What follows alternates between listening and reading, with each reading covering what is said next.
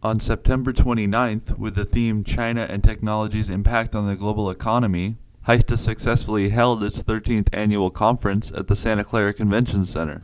The chairman, Ken Xie, said of the event, HISTA, we try to promote all the entrepreneurship.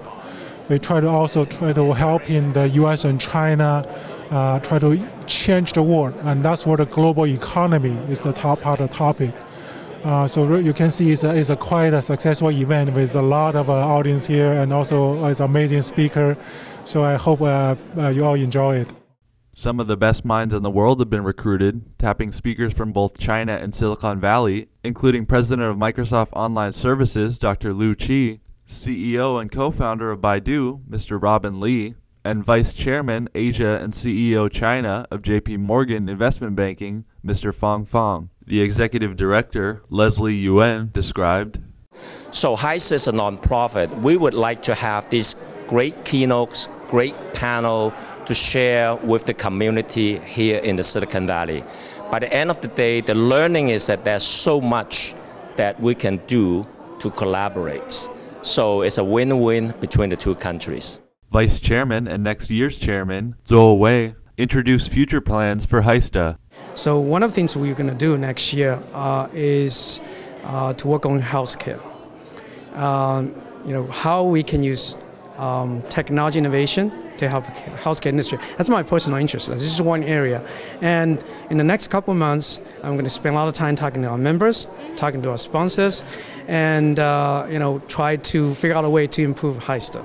AT&T Engineering Director Henry Huang expressed his beliefs and expectations for HISTA. I would say it's the China. We have this year we established a chapter in Shanghai and Beijing, and we are going to continue to grow that footprint and draw more members in China.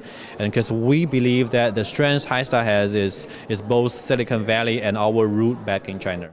The conference addressed areas ranging from China's domestic economy to Silicon Valley companies who have succeeded in China to Chinese brands morphing into more global players. So we expect a very fast growth in the following years for enterprise market. So our target is not only for the financial figure, but also for the value we can bring here. We have a large presence in the U.S. I'm from Seattle. I'm a vice president from our Seattle division. We are one of the fastest growing IT services company in the history of this industry. After the annual conference, HISTA invited all the CEOs to Napa Valley for a golf tournament on September 30th and a meeting on October 1st. Yibing He, John Berge, ICN, San Francisco. On Sunday the 30th, the 12th Annual Moon Festival and National Day celebration was held in Fremont Central Park. It was a bright and sunny day, perfect for some time out with the family. 这个我们北加州华人联盟每年的庆中秋国庆活动，一共做了12年了。我们主要由留学生团体、校友科技协会组成的一个北加州华人联盟，有140几个社团，每年在硅谷举办这个庆中秋国庆活动。 The festival was free to the public and featured performances from local singers and dancers and youth martial arts groups. Local politicians were there to watch, including Union City Mayor Mark Green and Fremont mayoral candidate Steve Cho. There was a great turnout with a few thousand people showing up to watch the show and participate in the fun. Now, a lot of families take advantage of this and have barbecue, picnic, and afterwards then they will come and sit down and appreciate the songs and dance and martial arts and all kinds of programs. So I think we are all having a good time. Yibing He, John Berge, ICN, San Francisco. San Francisco City Ordinance banning the use of plastic bags goes into effect today, bringing the city in line with 49 other cities and counties in California that ban the bags from retailers. The law, which was signed in February, also imposes a 10-cent charge for all other bags handed out by the stores. And next October, the ban will extend to restaurants too. The city's Department of Environment is hopeful about the law and plans to hold more than 50 events in the next 2 months to distribute more than 7,000 free reusable bags. Another 10,000 will also be given out at Citibank locations. Yibing He, John Berge, ICN, San Francisco. A Chinese spokesman on Sunday refuted the remarks of a Japanese politician and reiterated China's sovereignty over the Diaoyu Islands. In 1951, Japan, the United States, and a number of other countries, excluding China, signed the Treaty of San Francisco, and the treaty placed the Nansei Islands south of the North 29th parallel under the United States trusteeship. However, it did not include the Diaoyu Islands and its affiliated islets. Foreign Ministry spokesman Hong Lei strongly urged Japan to face the facts and recognize the seriousness of the current situation, and Japan should take measures immediately to correct its mistakes and work together with China to solve the problem through dialogues and negotiations. Yibing He, John Berge, ICN, San Francisco. More than 19,000 homes lost power in Berkeley last night, and several smaller outages were reported throughout the East Bay. Authorities are still unsure of the cause. Several crews were sent by PG&E to respond and to restore power to the area. Some of the other cities reporting loss of power were Fremont, Hayward, Concord, and Oakland. Downed power lines caused a grass fire near Interstate 680 in Martinez, but PG&E spokeswoman Jana Morris says that at this point, the incident doesn't appear to be related to the outages. Yibing He, John Berge, ICN, San Francisco. According to the China Gift Chamber of Commerce, the China gift industry, which emerged about a decade ago, is estimated to be worth 800 billion yuan. Amazon China's gift card business, which was introduced to China in 2005, has seen three-digit growth every year since then. In addition to gift cards, traditional products related to Chinese festivals such as mooncakes and crab, as well as wine and health products, are the most popular options, along with home appliances and digital products. The Chinese luxury market is also expected to grow about 20% this year. Yibing He, John Berge, ICN, San Francisco. Over 85 million travelers took China's highway system on the first of the Golden Week National Day holiday. According to an announcement from the Ministry of Transport, the figure is 13.3% more than last year, mainly because of the new government policy making the expressways in the country toll-free during the holiday period for passenger cars with fewer than 7 seats. Authorities predict that around 740 million trips will be made by Chinese people during the holiday, with around 660 million trips to be made on roads and waters, averaging 82.5 million trips daily, up to 8.8% year-on-year. Yibing He, John Berge, ICN, San Francisco. Smoked salmon tainted with salmonella has sickened hundreds of people in the Netherlands, sparking major recalls there and in the U.S. The Netherlands National Institute for Public Health and the Environment said the salmon was traced to a Dutch company called Foppen, which in the U.S. only supplied the fish to Costco Wholesale Group. Craig Wilson, Vice President of Food Safety at Costco, said the company immediately pulled the smoked salmon from the shelves after receiving a call from Foppen late Monday. The smoked salmon was sold under the Foppen name, as well as under Costco's store brand name, Kirkland.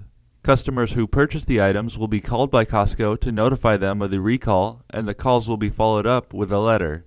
Yibing He, John Berge, ICN, San Francisco. China's Taiwan will be added to the visa waiver program, announced on Tuesday by U.S. Secretary of Homeland Security Janet Napolitano. According to her, starting November 1st, eligible tourists from Taiwan will be allowed to enter and stay in the United States for up to 90 days without a visa. Taiwan is the latest member of the visa waiver program, joining 36 other countries on the list. In fiscal year 2011, the visa waiver program accounted for 18.3 million visitors to the United States and more than 60% of tourists and business travelers entering the country. Yibing He, John Berge, ICN, San Francisco. According to polls taken yesterday, 67% of people who watched the presidential debate last night think that Mitt Romney won the show. Nearly half the watchers said the debate won't make them more likely to vote for either candidate, but 35% say they are now more likely to vote for Romney. An overwhelming amount noted that Romney did much better than expected, while 6 out of 10 people polled said that President Obama did worse than they thought he would.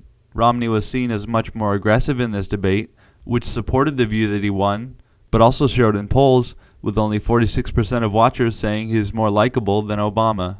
Yibing He, John Berge, ICN, San Francisco. Low levels of vitamin D have been linked to many health problems, including brittle bones, heart disease, and depression. Prescription vitamin D supplements do not always help prevent these problems, however, and a new study shows that it is also not very effective in fighting against the common cold. When compared to a placebo in clinical trials using healthy adults, large monthly doses of vitamin D show no greater prevention of infection. The most commonly suggested ways to prevent colds are a balanced diet, exercise, and generally living a healthy life. Vitamin D is found in many foods and can also be produced by the body when it is exposed to sunlight. Yibing He, John Berge, ICN, San Francisco.